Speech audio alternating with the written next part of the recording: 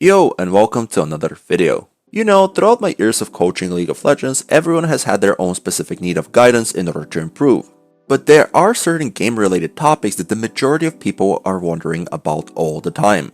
With the game constantly evolving from week to week, it's completely normal that you, even if you knew the answer to something in this patch, next patch it might be completely different. But there are certain topics like the one we will cover today which will probably be on people's minds as long as the game exists. Hopefully that existence doesn't fade away out of nowhere, right games? Going on topic, designing your champion pool. With as many champions there is in the game right now, the combinations that you can make is immense. Or alternatively, you could just stick to one champion and completely master their ins and outs. Know every matchup, know every combo of the champion, and know what to do in every part of the game. That's basically what people want to achieve when one-tricking a champion. Just for clarity, if you're new to the term, there's a very well-known dispute that exists within the LoL community. On one side, people think that one-tricking a champion is a very good approach since as stated earlier, it lets you master them fully, being able to do very fancy and thought-out plays. Whereas on the other side of the spectrum, people think the opposite. One-tricking a champion only lets you see situations from that champion's point of view,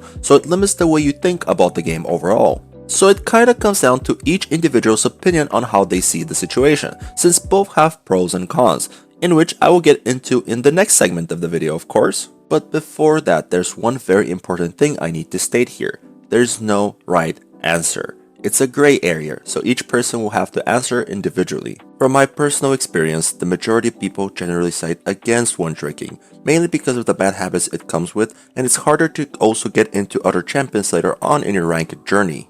And while I do agree with that to a degree, if one-tricking a champion provides you with fun and fulfillment, then do it. At the end of the day, it doesn't really matter what approach you take. All that matters is that you end up where you want to be, both division-wise, but also your own personal satisfaction with your gameplay. But in order to get there, you need to enjoy your journey.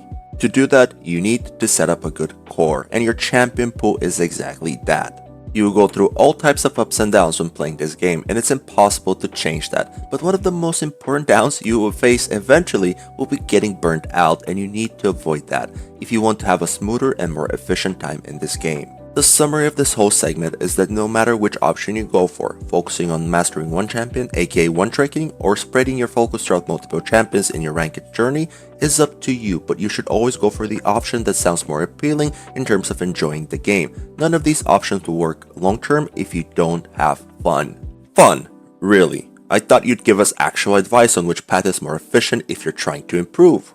And yes, I will. That's for this next segment. I just really wanted to emphasize on how important it is to enjoy your time, because if you don't, what's the point of playing the game even if you're trying to be competitive? It should not eat your time with a bad experience. So now, let's get down to the specifics. Let's say you want the most efficient champion pool for you to climb. I will give you my input as a high elo player. First off, avoid playing multiple roles as much as possible. Stick to only one role even as a one-trick. It will help you master the ins and outs of that role. But if you play normal games or whatever Riot Games calls it nowadays, is it Swift Play? I don't know, with your friends, or sometimes you just want to chill a bit or you end up warming up in a normal or Swift Play, I advise you to actually play a completely different role since it lets you see the game from a new pair of eyes. Next, when it comes to deciding on your champion pool, mechanics. I like to divide them into two different groups. First group, let's call it specific champion mechanics. Anything that relates to the champion's specific execution like combos and trading patterns go here. By combos, I mean knowing how to use your abilities in a set combination. And by trading pattern, I mean not only knowing your ability order, but also how to move your champion according to the opponent in combination with your abilities in order to find a favorable trade or fight for you. And the name of the second group will be fundamental mechanics. This is where proper sequencing and champion movement go. Proper sequencing is very similar to combos, but the difference is it focuses more on the time between abilities and attacks, not so much on the actual combo's effectiveness. So basically, are you layering the time between attacks and abilities to its full potential in order to get the maximum amount of DPS? Lastly, champion movement references how do you pilot your champion depending on the situation. Example, you go into a 1v1 and you see that you're winning it. In between abilities and attacks, are you moving in the direction where he will run towards to try and escape? Or did you just right click him and let your champion miss on so many potential attacks that you could have landed? Side note, from personal experience when coaching people, champion movement is generally the hardest one for people to get the hang of from these four concepts. and it's for sure the hardest one to implement into your everyday gameplay. As anything in the game though, you need to be conscious that it exists and try your hardest to effectively use it during an actual fight. With all of this information, doesn't matter what your champion pool is, you will need to constantly improve on all of these aspects, and they're all very important. But if you choose the one trick route, you will for sure get better at specific champion mastery than someone who plays multiple champions. You will be more acquainted and confident with your champion, meaning that in general you will know your limits and weak sides better, which is extremely important when trying to be consistent at carrying games. This is for sure the biggest plus when considering one-tricking a champion, besides the other reason, which might be that it's the only champion that you enjoy playing. Before we keep going, I would really appreciate if you subscribe and like the video, since it lets me know you are enjoying this type of content. Also, there's a link to my personal Discord channel where you can ask questions and share your experience with the game. Everyone is welcome. Next point is flexibility. And by the name, you probably deduce that it's not in favor of one-tricking. While there are certain champions like someone that I regularly bring up on this channel that can be played in multiple roles, she's not the only one. Yasuo, Pantheon, Swain, and Rengar are all examples of very flexible role and item-wise champions. But even then, the core identity of the champion generally still stands. So in some games, your champion will just be inferior to a different champion that just fits the role better. The reason for this could be, your champion is just not so good in this matchup, so you need to be the better player in order to make it work. You need more physical or magic damage in your team comp. Your champion doesn't provide enough tankiness or DPS, or your champion just isn't good into the enemy team comp. This is where you wish you had other champions in your roster that better fill the designated role, and is the biggest reason against being a one-trick. Last point that I wanted to cover is your time spent in the game. See, there's no denying that League takes a lot of your time in order to improve. While enjoying the game is one thing, at the end of the day, not everyone has a ton of time to invest into it, even if they do want to get to a higher level. Depending on your stage of progression, whether you're a newer player or someone who's played for a while and has a lot of knowledge on champions, both paths can be a good option.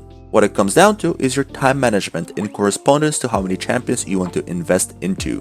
By playing around 10 games a week, can you really afford to play 5 champions if your goal is to climb to a higher division? Probably not. With all of these in mind, you might be thinking, what do I recommend? I personally think you should come to the conclusion yourself, since my advice is not accurate for everyone. I just stated the guidelines for choosing what route to take.